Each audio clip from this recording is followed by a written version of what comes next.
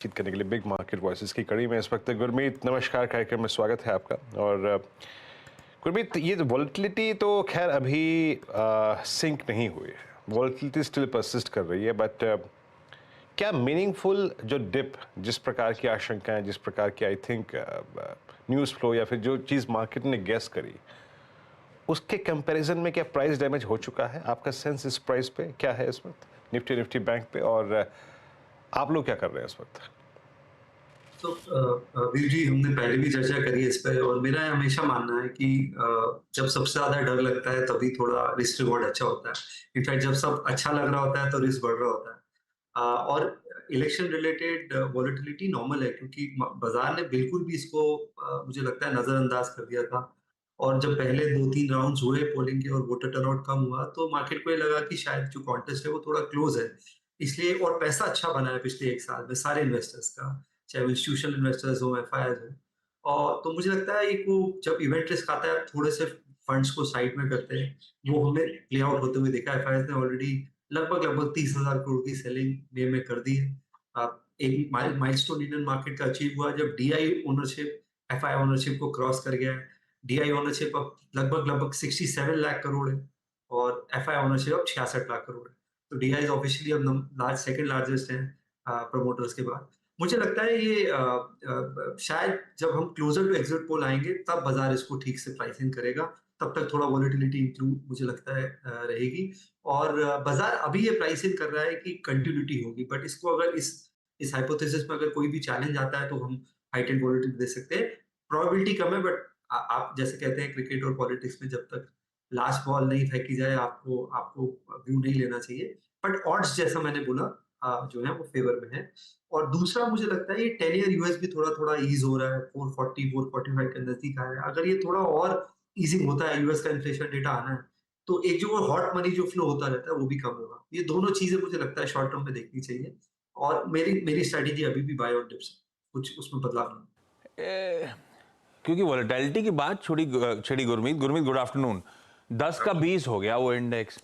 दो ही रीजन हो सकते हैं, या तो बाजार को समझ में आ गया 4 जून को क्या होने वाला है और डर लग गया, या बाजार को कुछ समझ में ही नहीं आ रहा है। ये 10 का 20 क्यों हुआ इन दोनों में से?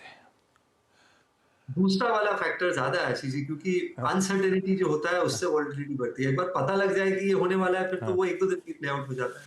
जितना अनसर्टेन रहेगा उतना उतना वोलेटाइल रहेगा। और आपने देखा है 2019 में भी फर्स्ट टू 5-6 फेजेस में बाजार 5-6% करेक्ट किया था। तब भी यही बोला जा रहा था कि शायद 220-230 सीटें आ सकती है, अलायंस करना पड़ सकता है, फ्रैक्चर्ड मैंडेट है। मैंने अभी तक जितने स्टेट इलेक्शन देखे हैं, स्पेशली लास्ट 4-5 साल में, चाहे वो तेलंगाना है, चाहे वो हिमाचल है, चाहे चाहे वेस्ट बंगाल है या एमपी, राजस्थान है, मैंडेट बहुत क्लियर आ रहा है स्टेट इलेक्शंस में भी। तो ये वोलेटिलिटी अनसर्टेनिटी को लेके है। और इवेंट रिस्क पहले मार्केट शायद उसको बिल्कुल तवज्जो ही नहीं दे रहा था।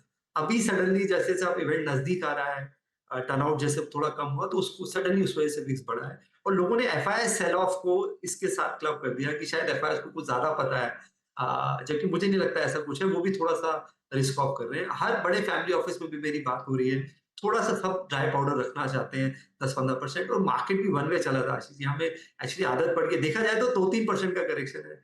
हमें थोड़ा आई थिंक बाजार ने आदत गलत डाल दी है, वोलेटिलिटी ज़्यादा दिखी नहीं है, इसलिए शायद मुझे लगता है थोड़ा-सा अनरीज़नेबल एक्सपेक्टेशंस। बात सही है, ज्यादा कुछ ठंडे नहीं पड़े, लोअर लेवल से अभी जितना पिट के गए थे वही 3.25% था। अब तो वहां से लोअर लेवल से रिकवर भी कर गए, तो एक्चुअली बहुत ज्यादा डैमेज हुआ नहीं है, लेकिन डर ज्यादा लग गया। गुरमीत, ये वॉलेटिलिटी गिरावट, आप जैसे लोग जो रह रहे के मौका ढूंढते हैं डिप्लॉय करने के लिए, अच्छी खबर है आप लोगों के लिए। तो अच्छे एंट्री पॉइंट शायद मिल जाते होंगे। क्या खरीद रहे हो आप लोग कंप्लीट सर्कल में? तो 2-3 चीज़ें कर रहे हैं आशीष जी। जैसा हमने जहाँ पे हमें लगा कि थोड़ी अपॉर्च्युनिटीज़ हैं, वो हमने कुछ बैंक्स ऐड किए। हमें लगा बैंक निफ्टी 2 चीज़ों से गेन करेगी। बॉन्ड इंक्लूजन होते ही बॉन्ड यील्ड और नीचे गिरेगी तो ट्रेजरी गेन्स होने के चांसेस हैं। बहुत सारे पीएसयू बैंक्स, प्राइवेट बैंक्स का एसएलआर रेशियो अच्छा है। कुछ जगह हमने देखा कि आईसीआईसीआई जैसे प्राइवेट बैंक्स में क्लियर लीडरशिप बना रहा है। और क्वार्टर ऑन क्वार्टर चाहे वो एनआईआई ग्रोथ हो, फी इनकम ग्रोथ हो, एसेट क्वालिटी बहुत प्रिस्टीन है, क्लियर लीडरशिप है और मुझे लगता है वो प्रीमियम लेता रहेगा। तो इस गिरावट में थोड़ा सा वो भी ऐड किया। कुछ मिड साइड बैंक्स ऐड किए, जैसे फेडरल बैंक है, आरबीएल है। एक दो छोटी एनबीएफसीज ऐड करी है, यूग्रो कैपिटल, उन्होंने अभी कैपिटल रेज किया 1000 करोड़ से ऊपर, कुछ फंड से और फैमिली ऑफिस से। फिर हमने एक वेस्ट मैनेजमेंट पे कुछ स्टॉक्स ऐड किए। हमें लगता है ये अपॉर्चुनिटी बहुत बहुत बड़ी है।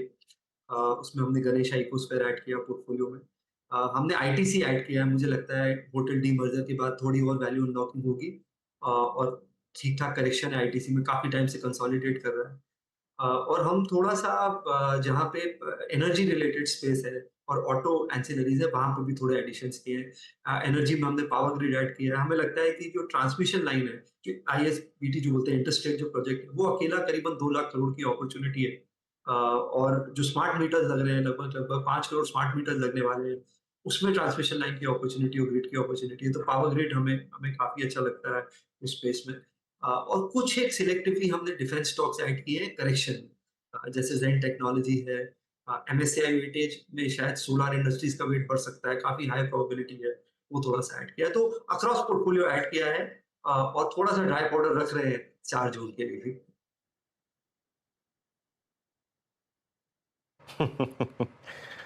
अच्छा गुरमीत, मेटल्स पे आपका टेक है। मेटल्स इस बाजार की सबसे स्ट्रॉन्ग कड़ी है। आई मीन सिर्फ मतलब ये वो धड़ा है बाजार का जो इस वक्त डोमेस्टिक नहीं है, ग्लोबल मार्केट्स और ग्लोबल सेटअप को आई थिंक चेस कर रहा है। फेरस नॉन फेरस सभी ग्रुप में काफ़ी स्ट्रेंथ है। आप लोग मेटल्स पे क्या मतलब सेंस रखते हैं, और आपके एडिशन में मतलब जो आप पिछले 1 हफ्ते में 2 हफ्ते में किया है आपने, वो क्या किया मेटल्स में? सो 2 चीज़ें कर रहे हैं। टैक्टिकली हमारी नज़र है हिंडाल्को पे। एक तो नोवेलिस की लिस्टिंग है, जो कि मुझे लगता है एक ट्रिगर है, और नॉन फेरस में डिमांड है। आप कॉपर के, एल्यूमीनियम के प्राइसिंग देखिए, तेजी और हिंडाल्को ने काफ़ी अच्छा पिछले 2-3 साल में बैलेंस शीट डिलेवरेजिंग, बहुत बहुत प्रूडेंट जिसे कहते हैं एसेट एलोकेशन किया है, क्योंकि एक कंसर्न रहा है पास में। ओवरऑल अगर आप देखेंगे बिरला ग्रुप में, मुझे लगता है पिछले 1 डेढ़ साल में थोड़ी सी री-रेटिंग होना शुरू हुई है, जो कि अच्छा अच्छा है बाजार के लिए। और एक हमने फेरस में मुकुंद है हमारे पास, जो कि हमारा एक स्पेशल सिचुएशन प्ले था। हमने जब 2 डिजिट का था, 90-100 रुपए का ऐड किया था। इसमें बजाज ग्रुप का ओनरशिप 74% हो गया था। बजाज ग्रुप और शाह फैमिली का जॉइंट वेंचर था, और काफ़ी पैसा इन्फ्यूजन हुआ है। उन्होंने अपना एक लैंड बेचा था थाने में। करीबन-करीबन 1.5 से 2 हज़ार करोड़ का डेट रिडक्शन हुआ है। एक्जिस्टिंग जो फाइनेंसिंग फैसिलिटीज़ थी, वो रिफाइनेंस हुई है। तो यहाँ पे हमें थोड़ा-सा, उन्होंने जिंदल से लीडरशिप टीम हायर करी है।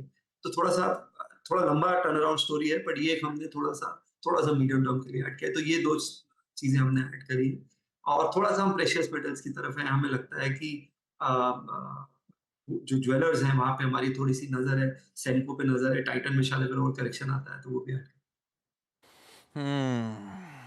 अच्छा ये गुरमीत, ये कंप्लीट सर्कल छोले भटूरे का क्या प्लान है? किस टाइमलाइंस पे आप वर्क कर रहे हो, और रेगुलेटरी अप्रूवल्स इन हैंड है क्या? देखिए, मुझे पता नहीं है छोले भटूरे की रेगुलेटरी अथॉरिटी और वो क्या-क्या फसाई वसाई है। तो होगा।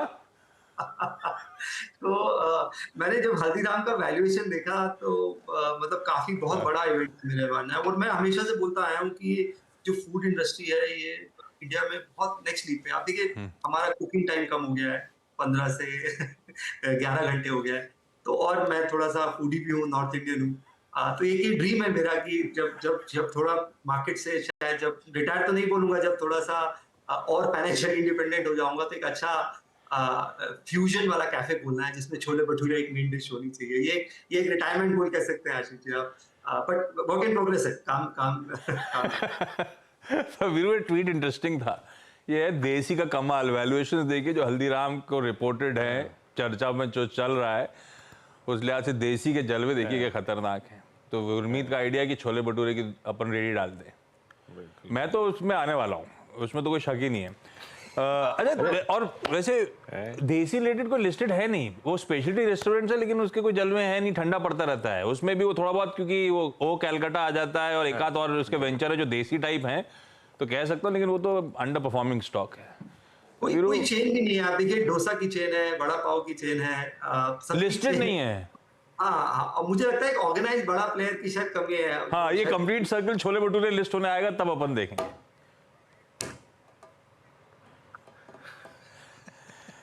आप भी वीरू मैंने सीरियस देखा नहीं था हाँ? गुरमीत का ट्वीट। ये मैंने गुरमीत का ट्वीट देखा नहीं था, अब जाके देखा मैंने ट्वीट। गजब ट्वीट है यार, है ना? ये आपने कब देख लिया था?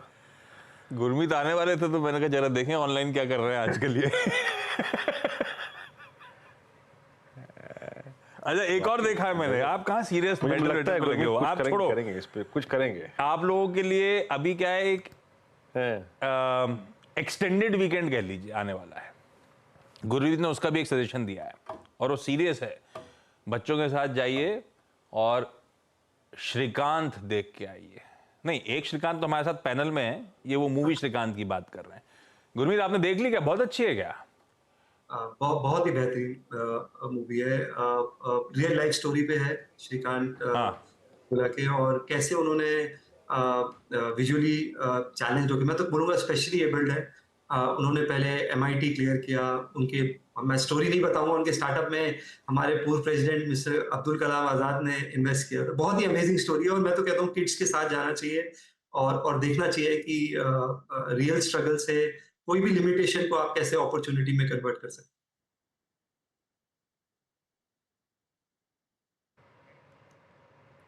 मैं ये भी देख रहा हूँ बैठ के, है ना, ये श्रीकांत, ये जरूर देख के आएंगे। बाकी आशीष ने अच्छा करा, आप देखिए अच्छी रिसर्च की थी गुरमीत के आने से पहले।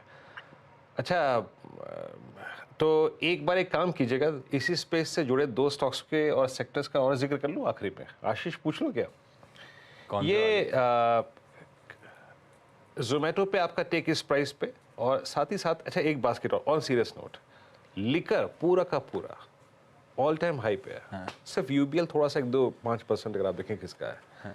इसमें से कुछ जोड़ा आपने? हमने ज़ोमैटो थोड़ा ऐड किया है और आज भी थोड़ा ऐड किया है डिप्स पे। मुझे लगता है एक स्ट्रक्चरल टर्न अराउंड है ज़ोमैटो में। आप देखिए Blinkit already EBITDA break even हो गया है। करीबन-करीबन 19% ग्रोथ है quarter on quarter. Contribution margin उसका ऑलमोस्ट 4% हो गया है। कंट्रीब्यूशन मार्जिन जो आप परसेंटेज बनाते हैं ऑर्डर का, उसे बोलते हैं। फूड डिलीवरी में वो कंट्रीब्यूशन मार्जिन अब 6% के ऊपर है। उनको एक ही चीज़ है जो उनको टैकल करनी है, वो एम्प्लॉयी कॉस्ट है, जो उनको ईसॉप्स देने हैं। वो करीबन 2% है आउटस्टैंडिंग कैपिटल का, तो वो उनको थोड़ा-सा नेविगेट करना है, इसलिए शायद थोड़ा-सा नेगेटिव रिएक्शन मैं बोलूँगा बाज़ार का है। दूसरा मुझे लगता है जो क्विक कॉमर्स है, इसमें हाई वैल्यू जियो भी बढ़ता जा रहा है। आप silver coins, gold coins order हो रहे थे, इलेक्ट्रॉनिक्स शुरू हो रहा है, और स्पेशली मेट्रोज़ में, टियर 2 टाउन्स में लोग कन्वीनियंस के लिए प्रीमियम देने को तैयार हैं। तो जो ब्लिंकिट है वो मुझे लगता है शायद और बड़ा ग्रोथ लीवर है। प्लस उनके पास अपना फ्लीट है 12,000 प्लस राइडर्स का, जो कि और मॉडल को पिवट कर सकता है। और अगर आप वर्ल्ड ओवर देखेंगे तो ये मुझे स्पेस इंटरेस्टिंग लगती है। और ड्यूओपोली है, आई थिंक सिर्फ स्विगी और जोमेटो है, करीबन 8-10 प्लेयर्स अपने हाथ टेस्ट कर चुके हैं और 100 स्टोर और ऐड कर रहे हैं इस क्वार्टर। 1000 स्टोर कर देंगे इस साल सिर्फ ब्लिंकिट के लिए। तो मुझे लगता है काफी अच्छे, तो 40-50% रेवेन्यू ग्रोथ शायद सस्टेन कर पाएगा। और बेवरेजेस में हमें टाटा कंज्यूमर अच्छा लगता है। हमने कोई लिकर स्टॉक पे नहीं ऐड किया। हमें टाटा कंज्यूमर और वरुण बेवरेज है हमारे पोर्टफोलियो में। हमें लगता है ये अपॉर्चुनिटी बहुत बड़ी है, जो जो फूड ड्रिंक्स की है, रेडी टू ईट फूड की है, पल्सेस की है, सीरियल्स की है। ये बहुत बड़ी अपॉर्चुनिटी है। ये मतलब ये आपका ये 15% कंपाउंडिंग वाले स्टॉक्स हैं। आप 10 साल तक शायद बस्ते में ताला रख के इसको छोड़ सकते हैं। ये हैं प्रिफर्ड बेवरेजेस में टाटा कंज्यूमर, वरुण बेवरेजेस, और उधर जोमेटो और ऐड किया है, पहले से था पोर्टफोलियो में।